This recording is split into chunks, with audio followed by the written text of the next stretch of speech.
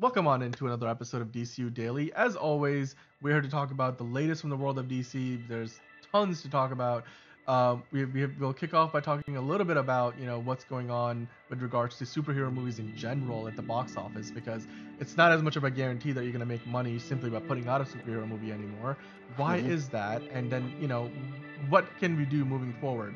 What can comic book movies do better to make sure they're more of a surefire thing like they used to be once upon a time. But to do that and so much more, of course, as always, with me, I've got John. How are you doing? Damn good. Let's get into the DC news and the other stuff we have in store for the good people at home. Yes, sir. And today we've got a slightly simpler agenda. So we're gonna keep it, relatively simple. This is the only story I've got in the news section so far. hmm And this article actually, is not that new. It's been around for a couple of months. I've been sitting on it for a while because I wanted to kind of find a time where it was like a slower news day so we can get into it. And so hmm today I felt like it was a good time to talk about it. The headline in Variety reads, Super Burnout, with most superhero movies flopping, can Marvel and DC's 2025 slates reverse an unprecedented box office drought? Now, of hmm course, last year we saw movies like Joker Folie do flop, but at the same time, Deadpool and Wolverine And did all like $1.3 three, billion. dollars. actually, two out of three of the Sony movies flopped too, Oh, with Madam Web and Craven. Craven. Yeah. Venom was the only one that made money, so. Yeah, Venom: The Last Stand.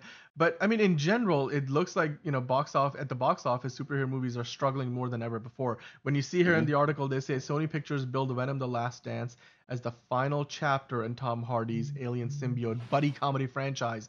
But with hmm his $51 million domestic opening weekend, 44% and 55% lower than the previous two installments, the movie also signifies, let me get that right, the continued twilight of superhero cinema as a dominant force at the box office. So, like you said, John, Venom 3 was still a movie that made money, but it was still the lowest grossing of the trilogy.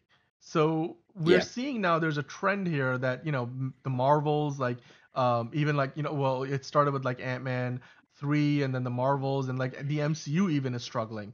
And outside of Deadpool and Wolverine, a lot of the other movies have struggled. I mean, yes, what Wakanda Forever did really well. Guardians of the Galaxy Volume 3 did really well. But even in light of that, you see, for every one of those, you get like another one or two that are not doing all that well. And Madam Web, of course, flopped. Morbius, we don't even want to talk about anymore. Joker Folie well, Do Caleb was an does. I know extraordinary Caleb flop. does. But John, why do you think we are in an era now? Because again, we had a whole year of DC movies not that long ago where Yep, the DCEU was, yes, on a death knell, but still, Blue Beetle was a decent film. I feel like six, I seven liked years ago it Shazam would have too. been popular. But all of those DC movies, Shazam 2, Blue Beetle, The Flash, oh my God, that was a huge flop. And Aquaman, 2, Shut up, Andy. you know, Aquaman 2 made half as much as the first one did. The first one made like $1 billion. The second one barely crossed 400 million. hmm Why is it that superhero movies are not such a surefire bet anymore? What are your thoughts on that? Like, why do you think that is? Because they forgot that the best super, and I've been saying this for a long time. I've said this in many other videos on the subject, close to the subject, is they constantly forget that usually the best superhero movies are the ones that are the most popular, the ones that a lot of people like, depending on what my thoughts are and what Dan's thoughts are. The best ones are the ones where the superhero genre is not the main focus. Like I've said this, sports movies are another big one, where it's not about the sport. It's about the characters within the sport. Those are the best sports movies, like Miracle and Rocky. It's about the characters that are dealing with this s- struggle, whatever it is, and overcoming that. Superhero movies are the kind of the same thing, where the think of the best superhero movies we've ever gotten. Dark Knight. What is that at first? Hmm. That is a crime drama Yep. first, and a superhero movie second. Logan, that is a neo western first, and a superhero film second. What is another? Blade. or Blade 2, let's say Blade 2 because that's considered better than the first. That is an action gothic horror neo-gothic horror film first, and a superhero film second. The Crow, that is a neo-gothic action film with a little bit of horror first, and a superhero film second. All these movies that have come out recently and bombed, they're just superhero movies. They're superhero movies. They don't fit in like a proper mold of the genre. They take the superhero, even if they're defined as other genres, they're not really at the forefront. It's more about the superhero and the superheroing.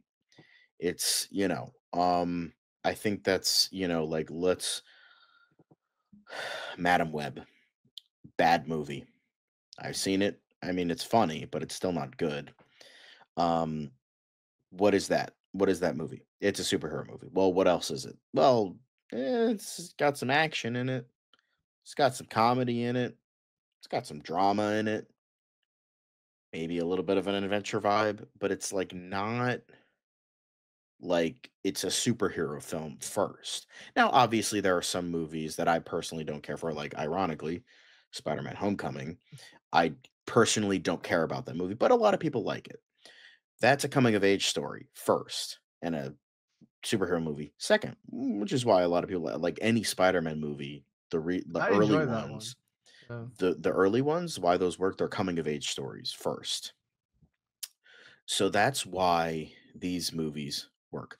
The Marvels failed. Some people liked it, but failed. It's got like a it's kind of sci-fi, it's kind of adventure-y, it's kind of pulpy, kind of vibes a little bit like a cosmic kind of adventure, but it's a superhero thing. It's like it's about people flying around stopping CGI fights and shit like that.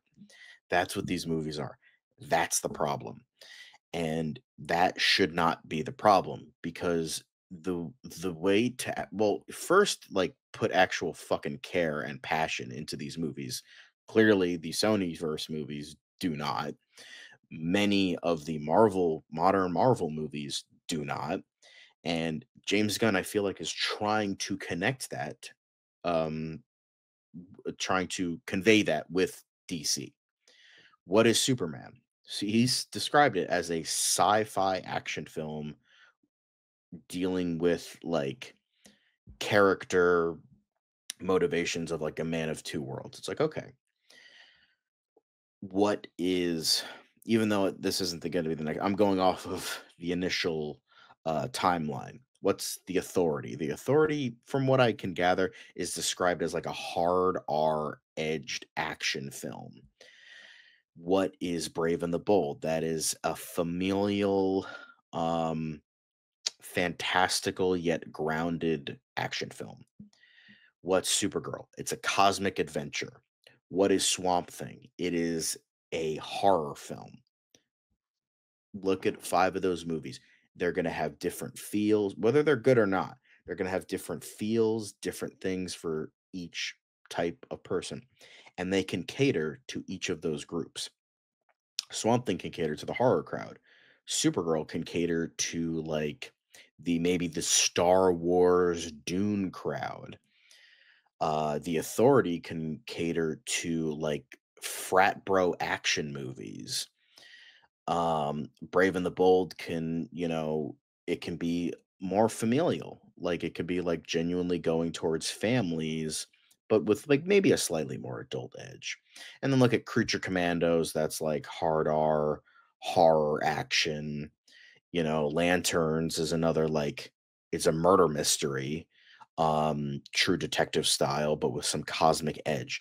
Like that's the thing with what James Gunn has said multiple times is try to not have the superhero part be the thing to sell your movie. You need to cater to specific demographics, and you can't like, oh, this thing failed because not an no, it's like the whole basis for the illustrious media format of comic books is because it caters to different people. The comic book is not just superhero stuff. it's every genre. You can have a Western comic book. You can have like a slice of life comic book, like the Archie comics.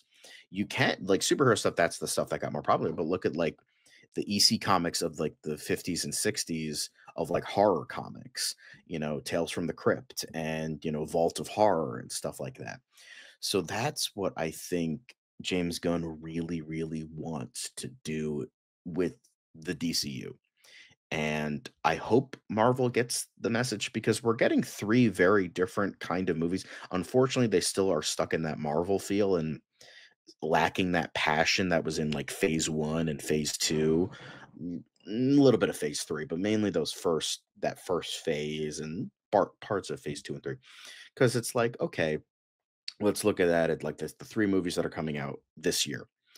You have Captain America Brave New World, which is trying to be like a sci-fi Cold War thriller. Then you have the Thunderbolts, which seems like an ensemble grounded black ops action film. And then you have Fantastic Four, which is a 1960s sci-fi retrofuturism film. So it's like, okay, that could be something. Then you have Superman, which is coming out. Obviously, I described that already.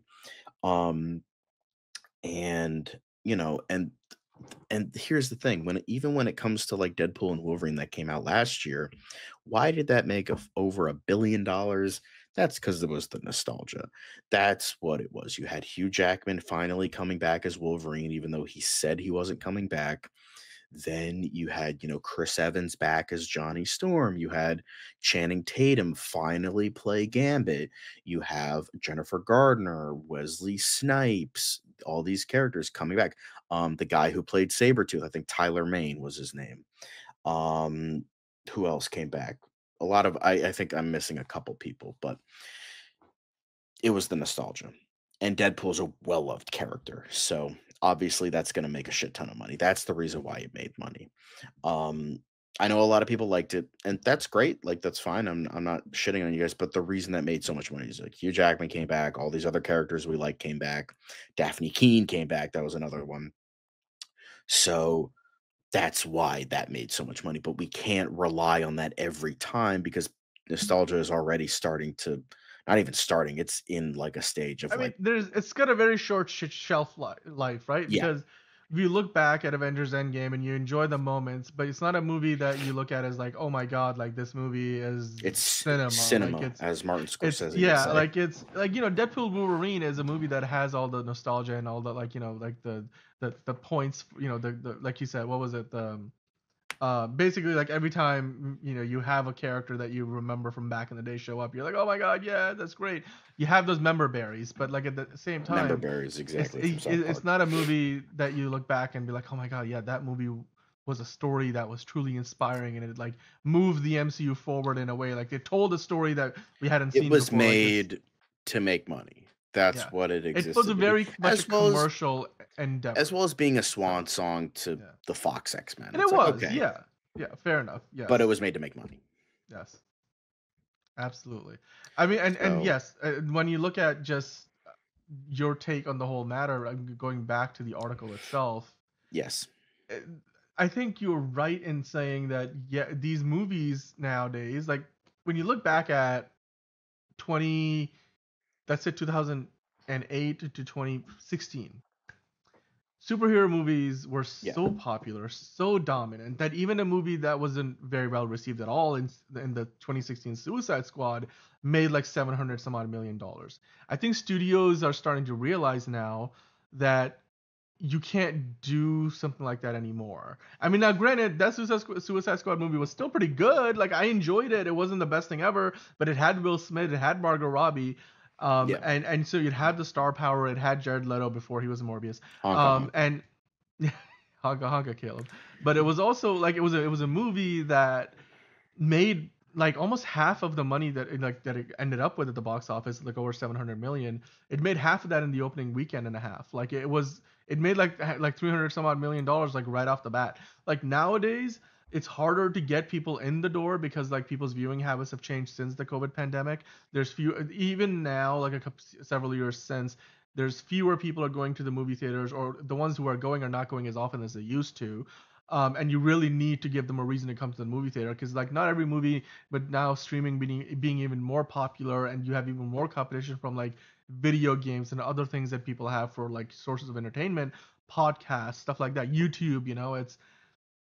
It's more and more like studios need to give people a reason to go watch a movie on a big screen. And superhero movies used to be a surefire way of doing that, but people are tired of seeing the same kind of origin stories. We all talked about how Blue Beetle was a movie that, yes, Blue Beetle is a great origin story. People compared it a lot to like the first Iron Man movie, or even like Spider-Man in some ways in terms of what the character is.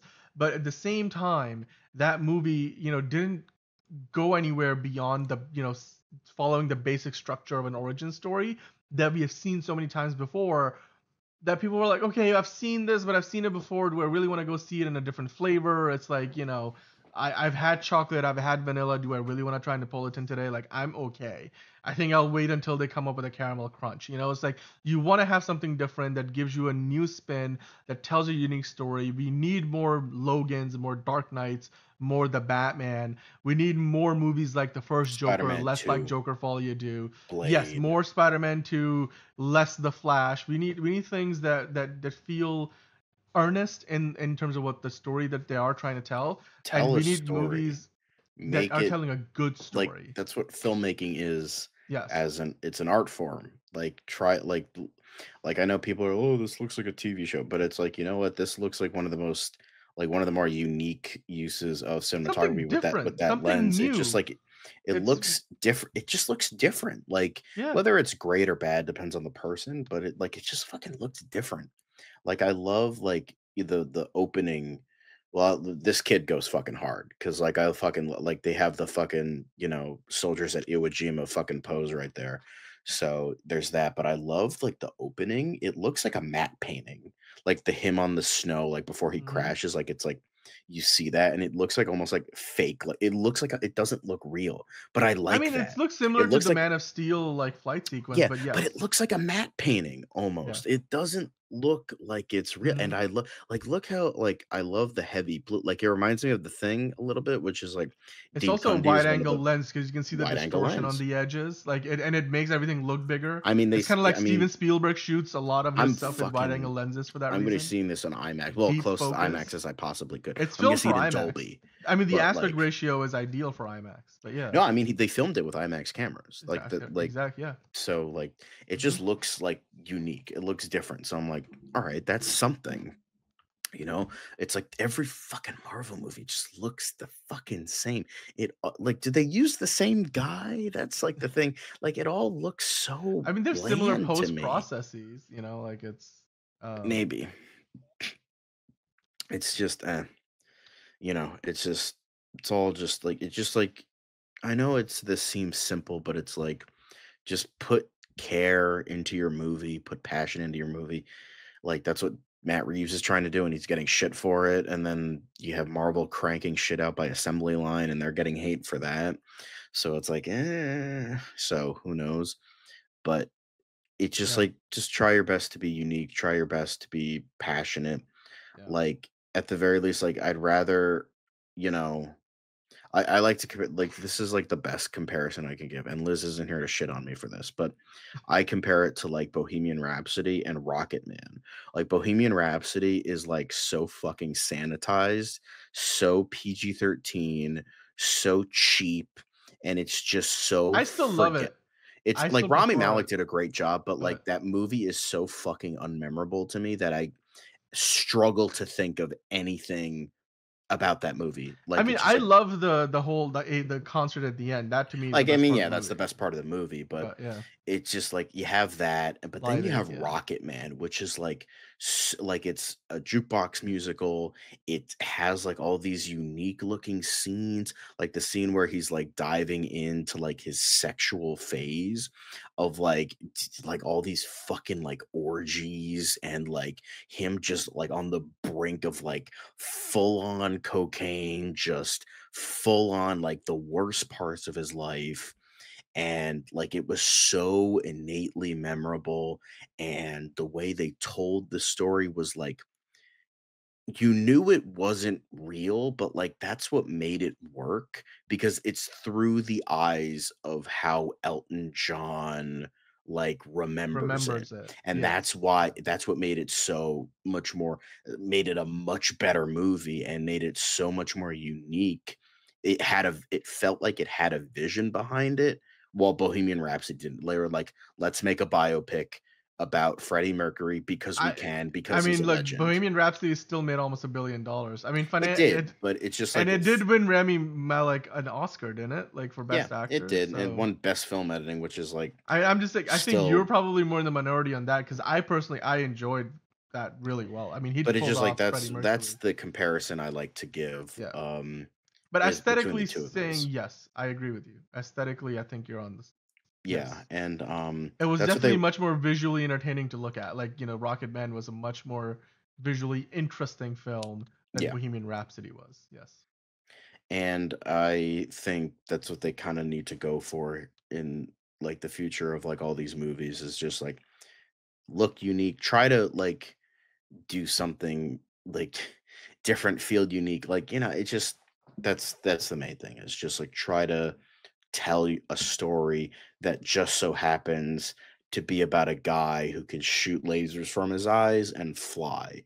Just try to tell a story about a man that somehow got transformed into a living swamp monster.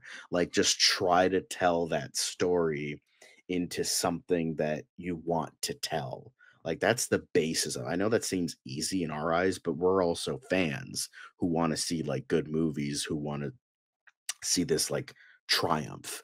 Because I feel like if we're gonna keep going the direction we're going, it's like superhero movies are just gonna be like every other genre. And I think it will be like in a not necessarily in a bad way. I think could be in a bad way if they're growing this way, but, like, I think that corporations need to learn that, like, superhero movies are just gonna be like everything else at some point, and they can't just rely on just that to fucking make money. Like, you're gonna have to make money just making a good movie, good actors, good direction, and, not just, like, cranking shit out with, like, AI you know? So, that's Yeah. essentially the basis of this. Yeah. Try to tell a story, make Yes. art, and if we're talking about superhero movies specifically, don't have the superhero thing be the basis of your movie. Have that be, like, 2 or 3 notches down, It's like, "What is this?" This is a sci-fi action film that's trying to tell the story of a man caught between two worlds. Okay, let's see how we're going to do this. A man trying to be a man who is in a world where kindness is a weakness, where he doesn't believe kindness is a weakness. Like, let's try to tell this story. So that's what I like about this. So and that's what I hope to do. I feel like that's what James Gunn's trying to do, and we're gonna hopefully this will maybe be some sort of renaissance. I hope. Like that's the major thing.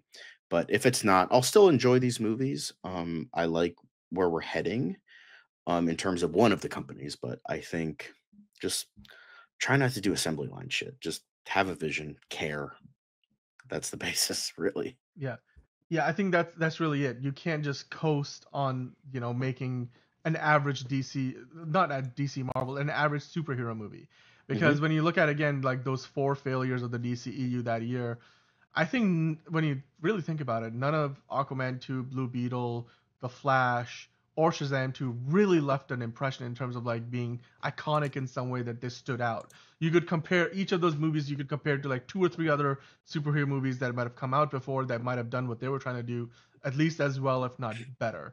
So we want to do like things differently, unique. I think this is where with James Gunn in DC. He's been doing that so far with Superman. He did that with the Guardians of the Galaxy movies. Each Guardians of the Galaxy movie looks so different from the others that even though they're all tying together into a trilogy, they felt unique enough that you could look at it and be like each one is a different flavor of like the a larger palette. And then when you look at what Marvel's got this year, I think the biggest thing that I'm excited about is the Fantastic Four movie because that Fantastic Four First Steps looks like it's kind of similar to Superman and that it's trying to do something unique and different with the retro futuristic version of the Fantastic Four. They come from a different timeline to the RMCU. There's all kinds of like, they're embracing the comic book mythology of the Fantastic Four in a way that they haven't done before in live action with, the flying car and like the space suits and the robots like, and it's gonna feel like the Jetsons, but in the Marvel, cinematic universe. Yeah. And that's something that I haven't seen before. That's something That's that why will I'm bring me kind of to a on the movie theater. fence about So Fantastic Four. It's just like I you don't know, totally trust the director. He's yeah, kind of a first time guy, but that's how you really get into it. I just wish he had like some yes, smaller projects I before he know, jumped yeah. into, Well, but Marvel's first family. But you know what? I'll take what I he's can got get. exactly. He's got Kevin Feige's trust, and it seems like that's enough, hopefully, at least to get us something that will, stand out and stand on its own as something unique that will hopefully tie into the larger, storyline of the MCU moving forward with the Avengers Doomsday coming up soon after. So, yeah, and then on the DC side, Superman looks fantastic. I mean, again, I think this is exactly what we are looking for. This is exactly what we want to see. It's not just Superman, but I mean, even when you look at all the other stuff that they've announced, like when you think about something like The Authority, like a property like The Authority, you couldn't think of anything that is more different from like what you would expect, from the average like first 4 or 5 movies in a new cinematic universe. And this is exactly what we need right now. James Gunn recognizes that we need something different, something fresh, something original, something that is memorable, something that feels authentic, where you can have creatives and you can have directors come in and exercise their singular visions and give you a movie that is a great story that melds a genre that you might be familiar with, but in a new way, while also bringing in all the superhero aesthetics, like whether it's more of an homage to the Silver Age of the comic books, or going with like a crime thriller in the Batman, or like a neo-western in Logan, or crime drama in the Dark Knight. You want to see that. Like it's the same thing it applies to Star Wars. I think like Star Wars lost that part of its identity. Like the old Star Wars movies that George Lucas made were all about that life. Like they were all about like the Seven Samurai. Like commentary on like on the Nazis and stuff like that. And there were westerns, there were action adventures, there were period move films in a manner of speaking. It was high. It was space opera. Like nowadays Star Wars doesn't feel like that. And I think the same thing applies, like you said, to comic book movies, DC and Marvel included. But with that said, John, let's pivot over, shall we? Let's talk about. Well, actually, this is from the other day. Let me go to the right graphic. Let's talk about Doctor Light. Dr. Light is a character that we've been thinking about fan casting for a while. We haven't gone to it yet because we don't have an active project in the DCU, at least not No. one that we are aware of that involves Dr. Light. But before we get into it, for those of us who are not so familiar with the character, give us a brief introduction into who Dr. Light is, and Right. then let's dive into the fan casting ideas that you have come up with for the character. Yeah, so I mentioned this way back when we started doing these kind of fan cast is like, oh, why Dr. Light? That's such a fucking weird character. Well, considering how much, James Gunn is inspired by the Justice League Internet. Well, at first it was Justice League and then it became Justice League International. Um, because he has like a whole bunch of characters. Like he has, Batman was a part of that. They also have Booster Gold, Blue Beetle, even though it's the Jaime Reyes version, not the Ted Cord version. They have Guy Gardner. So and they also have Maxwell Lord, who was like kind of in charge of this new Justice League. So he was the one who funded it. Um, so I think that if we are going to get a Justice League, I think we're going to get something closer to Justice League International. And I would like to I think Dr. Light's a really interesting character. So she was introduced this is from the Crisis on Infinite Earths, uh, one of the parts of, the Tomorrowverse movies, which ended with a whimper.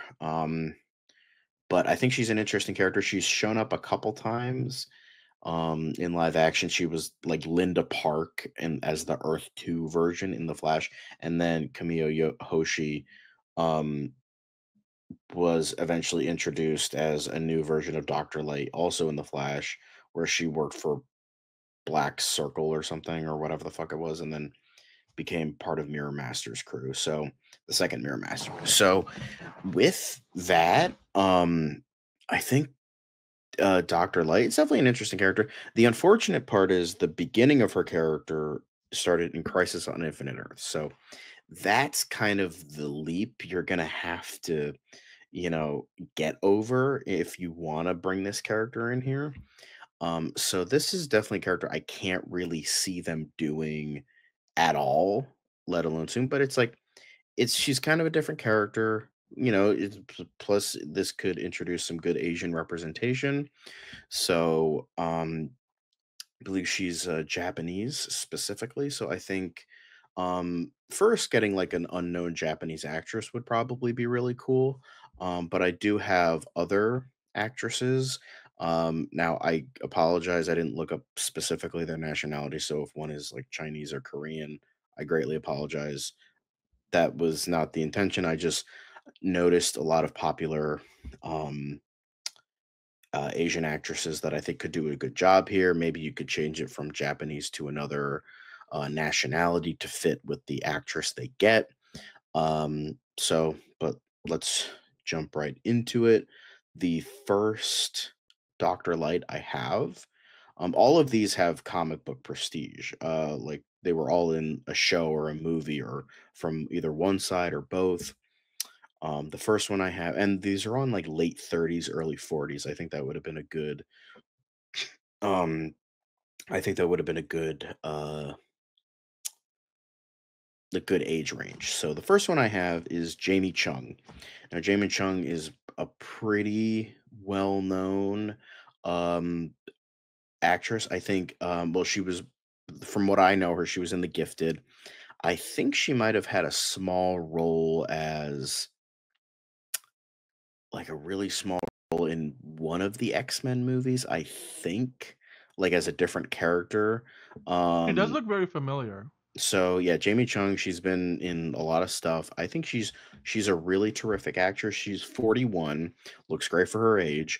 Um, and I think she could deliver like a lot of the like um less the more like super duper like hyper, and like I think she could like do like the emotional core of the character because of what like she kind of went through to get to where she is. I think she could deal with that very well. Here she is in The Gifted. She was so fucking good, and that was such a fucking great show. By the way, The Gifted, very underrated. It wasn't as amazing as Legion, but I think she was absolutely terrific in that show, as well as um the actor they had for Warbird, who's also pictured here. Um, so yeah, overall great show, and I think she could do Doctor Light really well. Um, but yeah, but let's chug this thing along. The next one I have was somebody who kind of got snuffed out a little bit too quickly in the DCEU was Tao Akamoto, who famously played Mercy Graves for like 5 minutes in Batman versus Superman. Um, so I think she would great. Pure, I do think she's a very good actress from what I've Yeah, seen of her. criminally underutilized in that movie Very for underutilized because Zack Snyder liked killing off beloved supporting characters for no reason. So I've seen her in other stuff and she's really good. So I think she could definitely bring in those like super hyper like really intelligent aspects of the character. And I feel like she deserves another chance at a character like this. I think she deserves a little bit more. I mean, we brought Jason Momoa back from Aquaman to Lobo. Might as well bring back Mercy Graves as someone with a little bit more bite to it. So I believe she's I've seen a couple movies with her. She's a very good actress outside of, you know, the 2 minute part she had in fucking BVS. But yeah, she's really great. She's currently 39. She's I saw her, I remember her in Man in the High Castle and whatnot. She's specifically Japanese. She's from as in like from Japan. Um, so I believe she was a model for the longest time as well. So I think she would definitely bring in a certain aspect. Like feel like she's very much grown as an actress who's done a lot of good things and great things. It's shown off her acting ability. So I think she deserves another chance. I think she deserves another chance as a DC character. And so let's give that to her if, that's the case. And she's specifically Japanese. And she was also, in the Wolverine. Almost forgot about that. As shown right here. Um, Unfortunately, she's kind of the unmemorable character in a lot of these comic book movies, but let's I give her a memorable character, I you do know? remember her from both the Wolverine and I, of course I also remember her from The Man in the High Castle. Like Yeah, she just was good in that show. underrated. Um, Yeah, she hasn't done a ton of stuff recently. I believe the last thing she did was, you know, uh 2024, 2023. So I think she, deserves a little bit more. And I think she would be a good choice. Um, but yeah, next we have the next actress I have is this one I think would probably be the most obvious. Um, I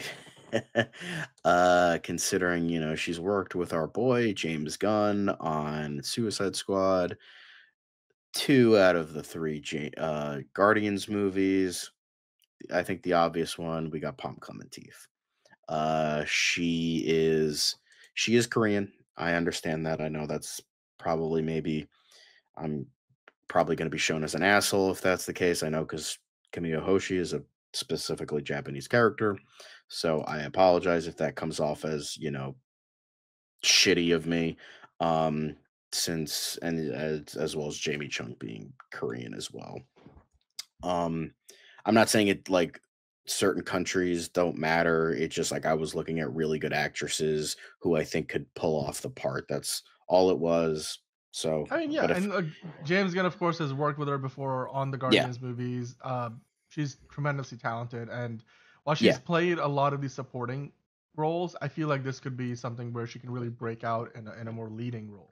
And yes. I mean, to me, she's a good actress. So, I mean, I don't I know think why she's she really hasn't good done coming to her more own. bigger movies like where she's the lead, but she's slowly, Yeah. growing I into think that. she's So, getting yes, there. yeah. I think she's getting there. I think she I think she's pretty much always given like I know she's kind of like usually the smaller, quieter Yeah. characters. Like, she's like the shy character in the Guardians movies. She was a background character in the Suicide Squad. And then, in Mission Impossible, the last one and this upcoming one, she's like just this silent, like assassin type Assassin, yeah. character.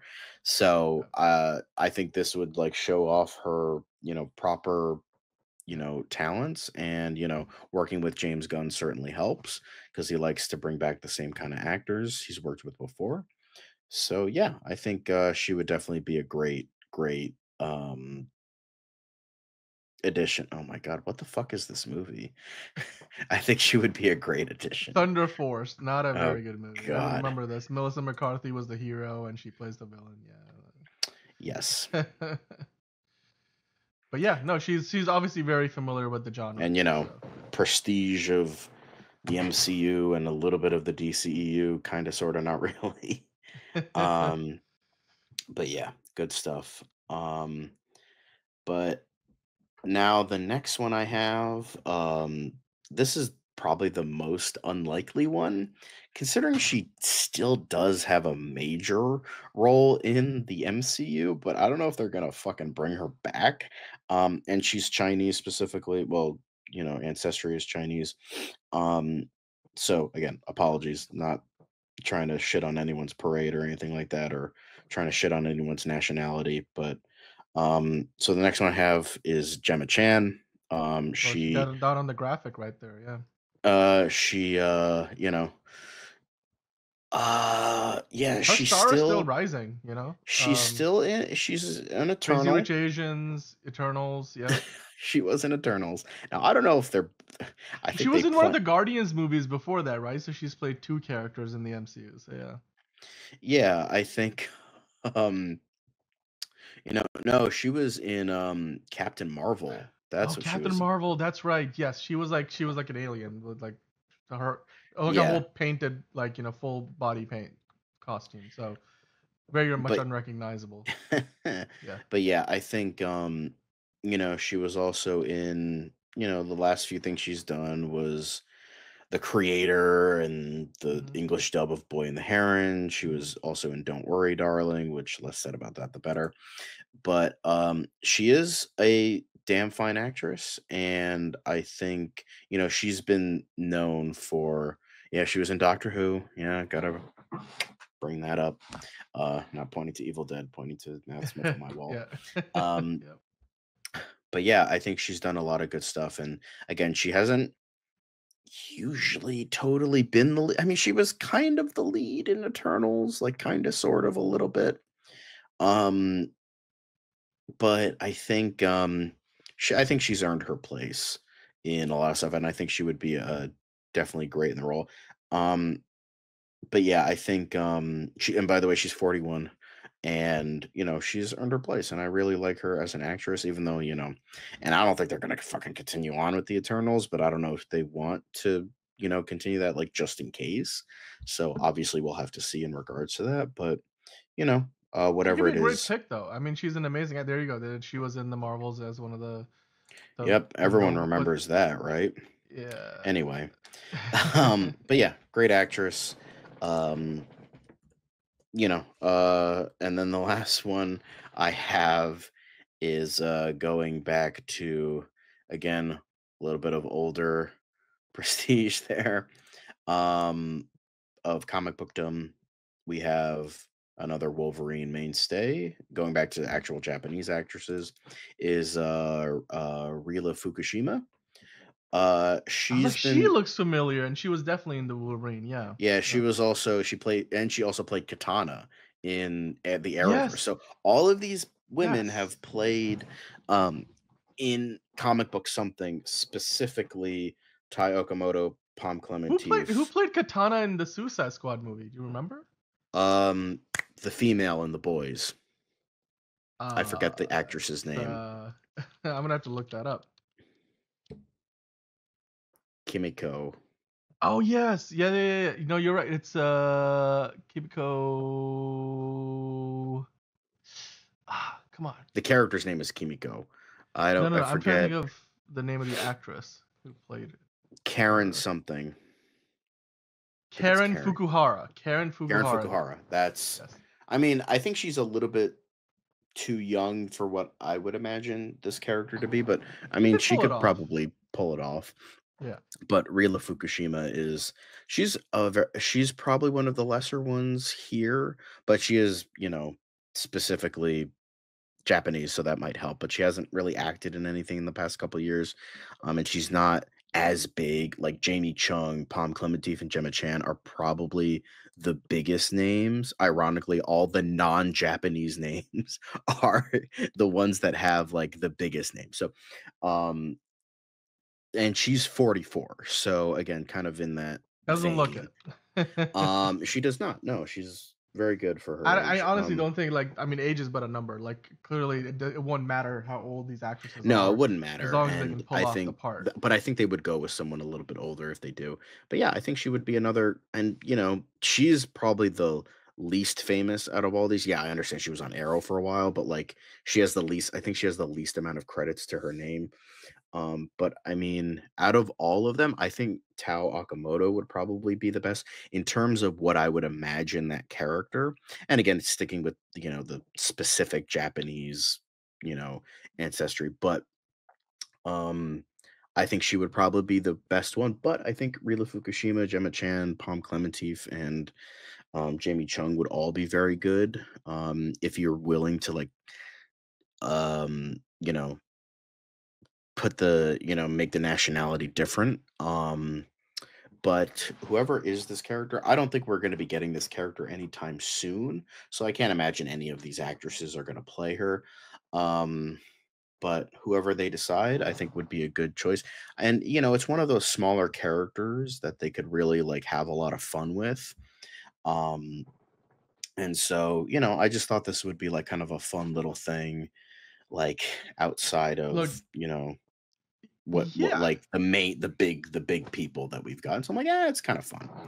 yeah, and you know what? Honestly, thank you, Jose, for that comment. But yeah, honestly, James Gunn knows all of these characters. He knows his comic Hmm. books really, really well. So I imagine that he's gonna like pull a Doctor Light out of the pile of characters that he's got at his disposal, and I would imagine that we probably Bro will put get Kongorilla her. in fucking, in Creature the Commandos. So Justice like, League movie. Yeah, I'm excited. I mean, whether it is Tao Okamoto, Gemma Chan, or Palm Clemente, you had Rila Fukushima in there, or even Jamie Chung. I mean, those are all great picks. I even think Karen Fukuhara could be a great pick. I don't think hmm she's too young. I think she could work, and she's already obviously worked with DC before in the Suicide Squad, the 2016 Suicide Squad back with the DCEU. So she's a veteran as well. I think there's a lot of good picks there, and yeah, whether they're Japanese or not, obviously, if the character is Japanese, then hopefully we want to try to yeah. represent that in the actor that we cast for the role. But you know what? At the end of the day, as long as you get somebody who's really talented, and none of the names that you picked are actors who wouldn't be a bad fit. I mean, I think they all are great actresses, and they will hmm all do a fantastic job with the role. And it's a role that could be a breakout hit of the DCU. Like we never thought that Margot Robbie would make Harley Quinn the phenomenon that it is today. So for all we know, Dr. Light Unfortunately. could be that for the DCU, and whoever they end up casting could have a huge uptick in their career. So uh, we trust James Gunn, and James Gunn we trust. Let the man cook, as they say. So I don't have that meme on me right now.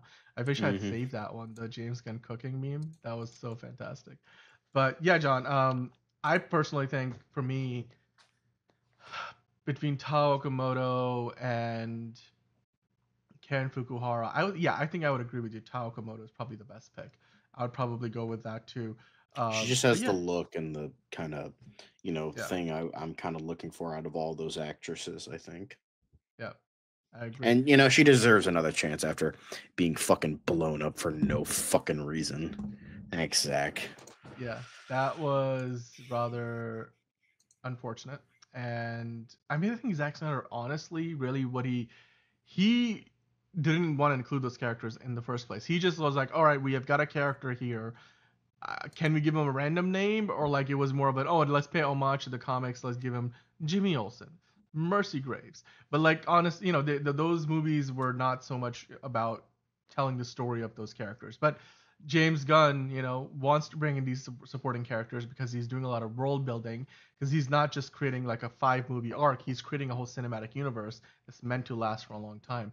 So with that in mind, I think yes, whether we cast Tao Okamoto or somebody else as Dr. Light, I think it should be a great addition as a character who again provides us representation. We don't have many other Japanese characters in the DCU so far, or certainly not ones that you'd come to mind when you think about DC, characters in the first place. So I would love to see that. I think it would be a great way to differentiate DC, and then again provide greater representation. I would love it. I would love it. I think this Yeah. is a underrated fan casting of all the fan castings that we've done so far.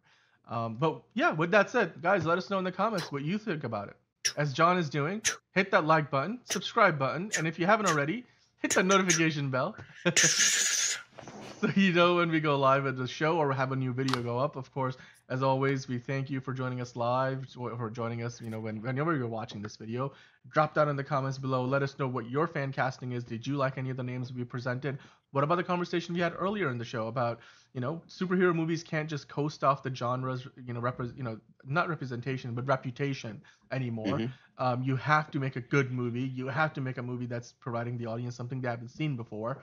And Right. you've got to do something that's both from a story standpoint good and also from a visual standpoint entertaining. So is Superman going to be that? Is Fantastic Four the first step's going to be that? I mean, in general, it seems like the superhero movie genre isn't just an easy home run anymore. You really got to know what you're doing. You got to be passionate about it. James Gunn certainly is, and that's why we are hoping that he will give us Dr. Light in the new DCU. So thank you, John, for providing us with that amazing fan cast. And with that said, hopefully you guys enjoyed the show. Another great one. We'll see you on another episode tomorrow and the day after and the day after that. We're here with you as always 5 days a week on DCU Daily. We'll be back with Also Curious times DCU Daily next week. MCU Weekly, of course, is another one that you'll hopefully see this week.